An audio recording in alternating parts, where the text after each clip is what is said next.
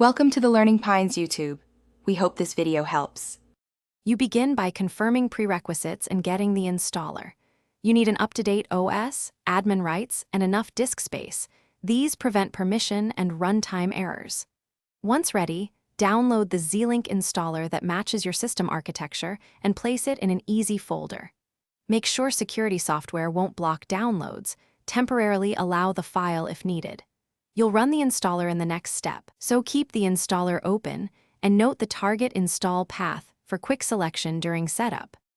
You run the installer as administrator and choose components that match your workflow. Select CLI for scripts, GUI for visual control, and integrations for apps you use. Enable the option to add Zlink to path to streamline command access. Once core files install, open the configuration wizard and set the service port, storage path, and authentication method. Make sure to pick a secure auth option, API key, or OAuth, so you avoid later credential headaches when connecting clients and services.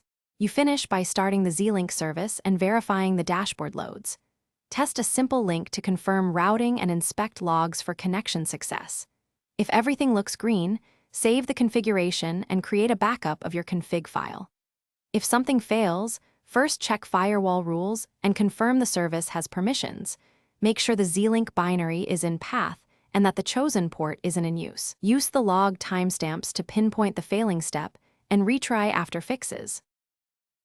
Thanks for watching. Consider subscribing if we helped you.